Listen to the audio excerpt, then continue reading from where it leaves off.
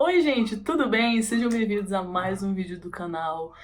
Antes de começar esse vídeo, eu queria agradecer a todo mundo que tá aqui, todo mundo que tá comentando, seguindo. Sejam muito bem-vindos, espero que vocês estejam gostando dos vídeos. Os vídeos anteriores eu gravo geralmente 4 vídeos no mesmo dia, então é a primeira vez que eu tô gravando um vídeo depois de todo esse feedback, então por isso que eu tô vindo aqui agradecer. Fico muito feliz com os comentários, com o feedback que vocês me dão. Hoje a gente vai falar um pouquinho sobre a minha lista de 23 livros para 2023 que eu montei no final do ano passado, mais ou menos nessa época. E a gente vai dar uma olhadinha nessa lista e ver quantos livros da lista eu consegui ler, quais eu não li, por quê, o que eu achei dos que eu li. E é isso. Vamos começar o vídeo.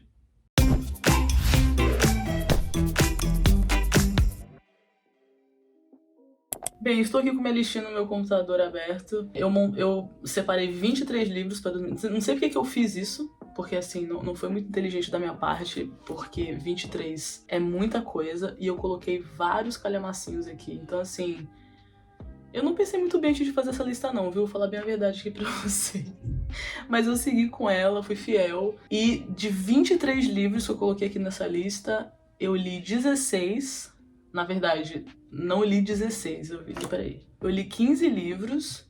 Tem 3 livros que eu tô pra ler até o ano acabar, espero que eu consiga. E 6 livros dessa lista que eu não vou conseguir ler até o final do ano. O primeiro da lista é Madame Bovary, que está aqui na minha cabeceira porque eu tô lendo ele atualmente. No momento eu tô lendo esse aqui, A Tirania do Mérito. Muito bom, do mesmo autor de Justiça, que foi o meu livro favorito de 2022. E, meu Deus, eu tô assim, apaixonada por isso aqui, tá ficando cada vez melhor. Falta 2 capítulos pra terminar e olha, que pedrada. É um assunto que eu gosto muito, eu me interesso muito por esse assunto, eu já vi bastante coisa sobre isso. Mas a reflexão que esse livro tá me trazendo é muito, muito, muito mais profunda, é muito mais complexo do que eu imaginei. Eu já achava complexo, mas é bem mais complexo. Mas assim, o Michael Sandel, o que eu gosto dele é que a linguagem dele é muito acessível. Então, por mais que ele esteja falando sobre coisas muito complicadas, muito complexas, no sentido de terem muitas camadas, de dependerem de muitas outras coisas, ao mesmo tempo eu acho que é uma linguagem bastante acessível, apesar do nível de complexidade do tema. Então, é uma leitura que flui muito apesar de tudo isso, só que eu não gosto de ler muito rápido porque é muita coisa pra pensar e absorver. E eu tô assim amando, faltam 2 capítulos. E aí, como eu tô terminando esse livro aqui, eu pensei em já começar Madame Bovary, porque é um calhamaço, olha a grossura. Tem 480. Eu li já o primeiro capítulo e já gostei bastante, assim. Impressão boa. Mas vamos ver, né? E ele tá nessa lista. Então, o primeiro da lista é Madame Bovary. Esse livro aqui, um grande clássico. O Gustave Flaubert, eu não conheço, não li nada dele ainda. Já vi algumas pessoas falando. Enfim, é um livro que é uma parada obrigatória, assim, pra mim, né? Então, coloquei ele aqui e tô no processo de ler. O segundo dessa lista é Contato, do Carl Sagan, que eu li no início do ano. Eu amei esse livro, um dos meus favoritos. Esse aqui é a versão bolso, né? É a versão de bolso, ele é pequeno, mas ele passou, é uma leitura que passou devagar, só que assim, uma leitura que, nossa, valeu tanto a pena, tanto a pena. Não é uma leitura fácil, não é uma leitura que flui, assim, muito. É um dos meus livros favoritos de todos que eu li até agora. O valor dele, sabe, a mensagem que ele traz é muito valiosa e foi uma mensagem que, pra mim, foi muito necessária. Foi um livro muito importante pra mim, um livro que é uma grande peça no meu quebra-cabeça, que eu chamo, que é as minhas investigações pessoais sobre os mistérios da aventura humana na Terra, basicamente isso. Esse livro foi uma grande peça, ele tem uma mensagem muito importante, muito incrível, muito incrível. Tem A Cabeça do Santo, que eu vou colocar aqui, que é um livro que tá emprestado. Nossa, leitura maravilhosa, passou super rápido, livro refrescante, brasileiro, nordestino, contemporâneo. Eu amo literatura contemporânea brasileira e literatura clássica brasileira também. Livrinho delicioso, maravilhoso pra dar de presente, um livro que é muito difícil, acho muito difícil alguém não gostar dele. O próximo da lista, Memórias Póstumas de Brás Cubas, foi um parto pra terminar. Eu já tinha a impressão de que ele ia ser chato, mas realmente, assim, não consegui gostar. E olha que tem pessoas, assim, que eu gosto das opiniões literárias e tudo mais, que eu sigo e que falaram muito bem, mas não funcionou pra mim. Realmente, assim, não achei interessante, não. Talvez depois, em outro momento, eu leia de novo, mas não tenho vontade também. O próximo é Os Sofrimentos do Jovem Werther, que eu li também no início do ano. E foi um dos meus livros favoritos do ano. Adorei. Foi assim que eu conheci o Goethe. Li do Goethe recentemente As Afinidades Eletivas. Adorei também. Continuo gostando muito dele. Tem outros livros dele que eu quero ler. E enfim, ele também tá emprestado, por isso que não tá aqui comigo. O próximo da lista é Felicidade Conjugal, que eu vou colocar aqui porque eu nem cheguei a comprar esse livro. Eu tenho vontade de ler ele, ainda vou ler. Tem muitos livros do Tolstói que eu quero ler. E esse era um deles, mas não rolou. Nem cheguei a comprar. Eu sempre via na Amazon e tava sempre caro. Então eu só... Não foi dessa vez. Meninas. Tá aqui. Meninas. Li recentemente. Primeira autora russa, mulher, que eu leio, inclusive. Fiquei pensando nisso, achei muito estranho que eu nunca vejo autoras russas. Cadê as autoras russas? Eu já li 4 autores russos, ou foi 5. Esse livro foi muito diferente em vários aspectos pra mim. O fato de ser uma autora russa, né, mulher, o fato de ser literatura russa contemporânea, o fato de ser uma coletânea de contos em que todos os contos estão interligados entre si, são sobre as mesmas personagens, assim, ele foi bem interessante em muitos aspectos. Uma coisa inédita aconteceu em relação a essa leitura aqui, eu não marquei nada. Só que ela foi muito boa, muito agradável, adorei. E isso nunca tinha acontecido antes, de eu ler um livro, gostar dele, achar a leitura agradável, gostar, achei divertido, achei muito inteligente, sensível, poético. Mas eu não grifei nada. E assim, eu acho interessante isso sobre livros, sobre essa experiência de ler. A experiência de ler cada livro é muito diferente. Porque sai da mente de pessoas, né? E cada pessoa é muito diferente. Então, deve ser por isso. O próximo livro que eu também não cheguei a comprar é As Raízes do Romantismo. Eu nem lembro quem foi que tinha recomendado esse livro, mas eu acho que não foi muita gente, eu nunca tinha ouvido falar dele. Uma pessoa só que tinha falado sobre esse livro. Eu me interessei por esse tema, eu fiquei até na dúvida se era do romantismo ou do romantismo escola literária, movimento artístico, sabe? Eu fiquei meio na dúvida, não sei sobre o que ainda, também não tive curiosidade de ir atrás pra saber. Mas tava na minha lista, não cheguei a comprar porque também nunca baixou de preço, então eu só deixei passar e não li, não comprei, mas pretendo ler em algum momento. O próximo da lista é Racionais, MC, Sobrevivendo no Inferno, que é um livro transcrito, são as músicas deles transcritas. Assim, eu achei muito bonito, muito legal ter o livro, né? As letras são incríveis, mas eu prefiro ouvir as músicas. Eu não sou muito fã disso, de livro que o conteúdo dele é transcrição de algo, sabe? Seja de livros que parecem roteiros ou parecem um filme ou uma série transcritos. Foi o caso de Os Sete Maridos de Evelyn Hugo, que eu li, que pareceu que eu tava lendo um filme. Eu não gosto dessa sensação. Se eu quiser ver um filme, eu vou ver um filme. Se eu quiser ver uma série, eu vou ver uma série. Se eu quiser ouvir a música, eu vou ouvir a música. Mas assim, como um livro pra você ter, assim, como uma questão, né? Porque isso aqui é histórico e foi um ponto de virada, assim, 180 graus no Brasil, né? Eles são históricos. E assim, a introdução desse livro é a coisa mais perfeita do mundo, juro por Deus. É tão bom a introdução desse livro. A Cauã Silvério de Oliveira, professor de literatura brasileira na Universidade de Pernambuco, foi ele que escreveu a introdução desse livro. E assim, sensacional a análise que ele faz aqui. Sensacional. Então assim, valeu a pena, mas poderia não ter comprado, né? Também. O próximo é Steppe, do Anton Chekhov.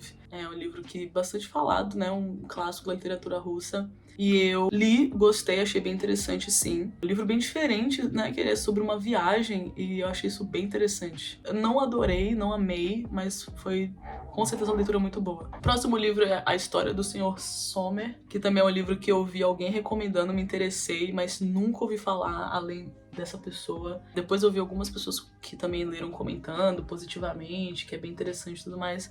E eu coloquei nessa lista aqui, mas assim, sabe quando você coloca um livro na lista e você no fundo sabe que você não vai ler? Mas a esperança é a última que morre, você deixa lá só pra... vai que. Mas ele também foi esse livro que eu nem cheguei a comprar, nunca vi baixar o preço, não rolou. O próximo é O Quarto de Despejo e também não cheguei a comprar, ele nunca baixava de preço também, sei lá. Fui só, sabe quando você vai levando, nunca é a hora certa e quando chegou não vai dar mais tempo, e aí é isso. Mas eu pretendo ler esse livro, que ele é um livro importantíssimo pra nossa história, né? Brasil, ainda mais a história contemporânea do Brasil. Enfim, por toda a importância que ele carrega, é uma leitura obrigatória pra mim e eu vou ler em algum momento. O próximo livro é A Casa da Alegria, da Edith Wharton, uma das minhas autoras favoritas aí, que ler esse livro, inclusive, me fez não ter tanta certeza se ela era minha autora favorita, mais assim, tanto não. Porque eu favoritei ela com A Era da Inocência, esse livro aqui, que eu li em outra edição, péssima, tá ali, não vou nem pegar porque é muito feia. mas eu quero reler, inclusive, na edição da Penguin, nessa edição aqui, da Penguin Clássicos, pra ter uma experiência melhor de leitura, porque é um livro que eu gostei tanto, foi meu favorito de 2021, eu gostei tanto, favoritei a autora, eu fiquei apaixonada pela escrita dela completamente, assim, é uma coisa assim, um nível de inteligência, precisão, criatividade, sensibilidade, poesia, significado, profundidade, assim, é bizarro de bom mesmo. É tanto que esse livro ganhou o prêmio Pulitzer e tudo. Mas esse livro aqui dela, não gostei muito. E eu vi uma pessoa que eu confio recomendando, mas eu não consegui. Eu acho que é porque eu já tinha lido A Era da Inocência antes e fui achando que ia ser no mesmo nível. Mas esse livro aqui acho que foi o primeiro livro que ela publicou. Ela publicou esse antes do outro. Então realmente passou uma vibe um pouco. Não quero falar amadorismo, né? Porque, pelo amor de Deus, quem sou eu pra falar isso? Mas assim, a impressão que eu tive é que o outro foi muito melhor elaborado, sabe? Esse aqui passou uma vibe de que ele foi o primeiro livro mesmo que ela tinha publicado. A escrita dela continuou sendo muito boa, mas eu achei que ele ficou sobrando. Sabe quando um livro poderia ser menor, poderia ser mais rápido, poderia ser mais objetivo? O próximo é Poeta Chileno, ele tá aqui na minha listinha de das próximas leituras, porque eu pretendo ler ele antes do ano acabar. Não sei se eu vou conseguir, porque ele é grossinho. Ele tem 400 e algumas páginas, mas eu tô muito curiosa por esse livro aqui. Muito curiosa. Eu vi pessoas recomendando, assim, fortemente. Ele é um livro que você quase não vê ninguém falando. E o autor, ele é chileno, se eu não me engano. O autor é chileno, literatura contemporânea chilena, e muita gente falou bem, e eu tenho muita curiosidade de ler isso aqui. Eu sinto que vai ser uma leitura bem marcante, sabe? Uma leitura diferentona, marcante, boa. Eu tenho a impressão boa desse livro, eu acho que eu vou gostar muito. O próximo é O Mestre e a Margarida, eu também nem cheguei a comprar. Esse livro aqui é muito caro, tá sempre R$ 70 no mínimo. Como acho que eu já tinha lido muito russo esse ano, eu não senti necessidade nem vontade de comprar ele. E porque também tava muito caro. Então nunca vinha oportunidade, acabou que passou o tempo. Ele é grande, muitas páginas, então eu percebi que não ia dar tempo e foi só uma questão de priorizar outras leituras mesmo. Mas eu pretendo ler esse livro sim. O próximo livro da lista é O Ar Que Me Falta. Eu nem sei porque eu coloquei esse livro nessa lista, gente. Eu não sei por quê. Eu não sei, eu vi alguém falando dele. Esse título me despertou muito interesse. Porque eu gosto muito de livros que tem o tema da psicologia. Então, quando eu vi O Ar Que Me Falta, e que eu vi aqui História de uma Curta Infância e de uma Longa Depressão, eu já me interessei super, porque eu falei, nossa, adoro livro triste, melancólico, que pega umas feridas, assim, bem profundas, que faz você refletir e faz você sentir coisas, mas não foi o caso desse livro. Eu deveria ter feito uma pesquisa um pouco mais profunda, assim, pá, eu comprei ele sem saber muito, só de duas pessoas que falaram assim, e o fato do título ter me interessado, e enfim, mas não gostei da experiência, foi um livro bem... Poderia não ter lido, não ia fazer diferença nenhuma na minha vida. O próximo é O General em Seu Labirinto, do meu queridinho Gabriel Garcia Marques. Esse livro aqui eu coloquei nessa lista, eu tinha muita curiosidade de ler esse livro, porque ele é um livro que foi citado dentro de outra obra literária, e nessa obra literária a personagem principal tinha esse livro como favorito, então isso me deixou muito curiosa, porque eu gosto do Gabriel Garcia Marques. Ele tem vários livros famosos, e esse é um que ninguém nunca fala, então para outro autor fazer isso, eu gosto muito de pegar essas recomendações, então eu fiquei curiosa e quis ler e adorei. Gostei muito dos meus favoritos. Não é um livro que acontece muita coisa, mas a escrita do Gabriel Garcia Marques e ele fala de morte de uma forma muito incrível. E toda a carga histórica da América Latina, assim, é um livro muito... Eu nem sei explicar. Ler ele foi uma experiência e no final eu fiquei assim, caramba. É impactante, mas de uma forma que não parece que te impactou tanto, mas te